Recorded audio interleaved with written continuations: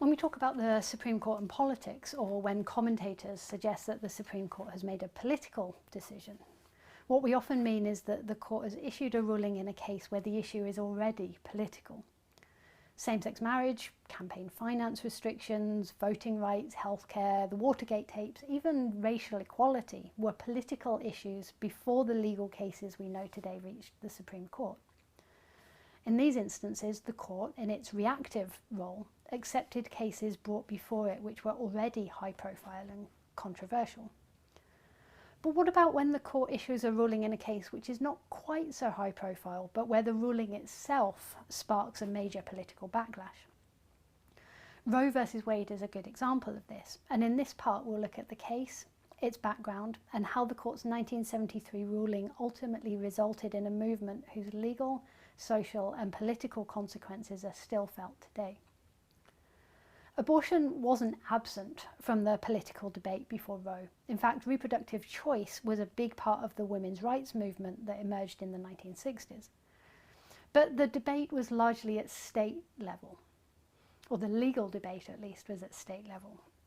In the late 1960s and early 1970s, California, North Carolina, Colorado and New York, among others, had made access to abortion easier, while in North Dakota and Michigan, attempts to repeal restrictive state abortion laws had failed. So there was both debate and there was disagreement, but none of these debates were as heated as we see today. That the issue of abortion was far less controversial than it would become is indicated by the fact that the decision in Roe versus Wade was 7-2. Norman McCorvey, known in the case as Jane Doe to protect her anonymity, claimed that she had been made pregnant as a result of rape.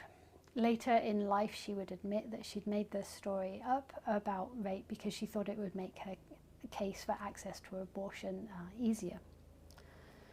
In the late 1960s in Texas, abortion was outlawed except to save the life of the mother. And pro-choice lawyers Sarah Weddington and Linda Coffey saw in Norman McCorvey's case a chance to challenge this law. In Roe, the Supreme Court not only struck down the Texas law, but all similar laws across the country. They created a national solution to what had, in effect, been a state-level debate. Now, commentators have suggested that this is one of the main reasons that there was such a huge reaction against Roe. Justice Ruth Bader Ginsburg, a leading spokeswoman for women's reproductive freedom, who built her pre-court career on arguing cases about gender discrimination, has repeatedly argued that the court went too far, too fast in Roe. Remember that when the court interprets the Constitution, it can be overturned only by constitutional amendment or by a reversal from the court itself. So once the court made its decision and issued its ruling in Roe, it effectively stopped state-level debates about abortion, prevented discussion about how the issue might be approached, and, having polarised debate, left few options for either supporters or opponents of abortion rights to work out a compromise. There are two key things to remember about Roe that are often overlooked in the political debate about abortion in the US, and sometimes by historians who should know better. First, Roe did not grant women the right to an abortion. Justice Harry Blackmun's majority opinion sought to balance the right of a woman to make choices about her pregnancy with the accepted state interest in protecting the life and health of its citizens. So in the first trimester, when in 1973 mortality rates for pregnancy and abortion were similar, the state had few reasons to interfere in a woman's choice to terminate a pregnancy, the court argued. In the second semester, the state interests increased and laws regulating but not banning abortion might be acceptable to protect the life and the health of the mother, for example. And in the third trimester, after the point at which a fetus might reasonably be expected to survive separate from the mother, states could impose even stricter restrictions. So this wasn't an outright grant of the right to choose abortion. It's a much more complicated and much more nuanced opinion. Second, the reality is that the legal reasoning in Roe was poor. It was heavily based on a 1965 case, Griswold versus Connecticut, which asserted that there was a right to privacy embedded in the Constitution. Now, nowhere in the Constitution does it mention the word privacy, but at the same time, the implications of some of the Bill of Rights do suggest areas in which the state shouldn't be allowed to interfere. So originalists and living constitutionalists both have reasonable arguments to make about the right to privacy. But the reality is, in legal terms, the right rested on very weak constitutional foundations, and as a result, so did Roe. Even some liberal legal scholars who supported the outcome, including someone like John Hart Ely, expressed concerns about the court's approach in Roe. And this provided pro-life advocates with foundations on which to challenge the ruling, especially with the rise of the originalist legal movement in the 1980s. Now, the initial reaction against Roe came from American Catholics, but as the 1970s developed, conservative Christians also joined them in opposing Roe. And their tactics gradually came to focus on the aim of getting more conservative justices on the courts, especially the Supreme Court, and then trying to convince them to overturn the Roe decision. This fit with the aim of many secular Republicans in the Reagan era who wanted more conservatives on the nation's court to challenge, restrict, and in some cases overturn some of the key decisions of the Warren Court era. Thus, the interests of religious and secular conservatives coincided, and abortion or opposition to abortion became a potent mix of religious, moral, and political arguments that became part of what we now refer to as the culture wars. And Roe and the Supreme Court were right at the centre. Throughout the 1980s, anti-abortion campaigners sought to bring cases to the Supreme Court looking to overturn Roe. In a 1992 case called Planned Parenthood of Southeastern Pennsylvania versus Casey, they thought they had a really good chance. Presidents Nixon and Reagan had made a number of key appointments to the court, and there now seemed to be a conservative majority which anti-abortion campaigners hoped would support their views. They were disappointed, but Casey is nevertheless a hugely important case. Casey arose out of state legislative attempts to control and restrict abortion, and the court was badly divided, and only 3 justices could agree to form the controlling opinion. The result is that most focus on the fact that the court explicitly refused to overturn Roe, making it seem as a success for the pro-choice movement.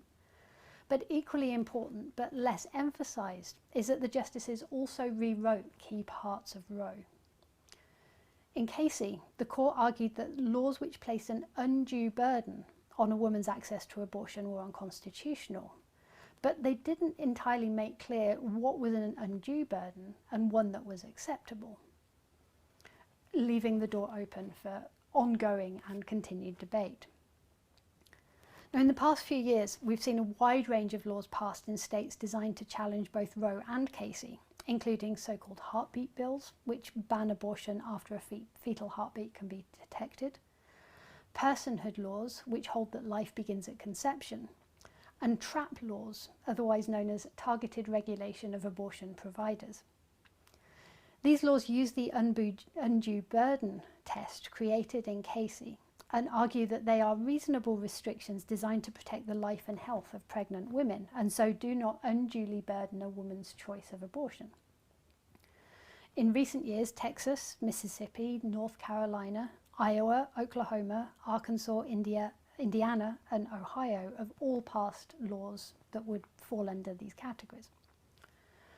While on the surface these laws appear reasonable, they often target abortion providers specifically, and their impact, often stated by politicians, is to close abortion clinics by making it financially or practically impossible to keep them open. The result is to make it significantly harder for women, but particularly poor women, to access abortion facilities.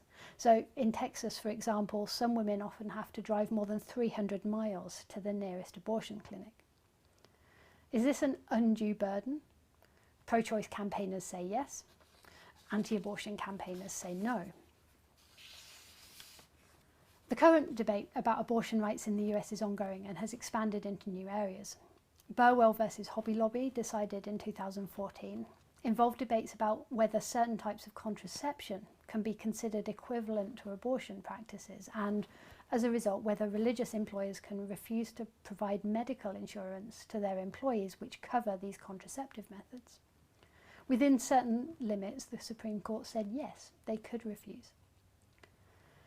The provision of abortion services in health insurance generally is also a controversial subject, while questions about defunding Planned Parenthood, the nation's leading provider of pregnancy-related healthcare and advice, which includes but isn't limited to abortion, has been back on the political agenda since President Trump's election.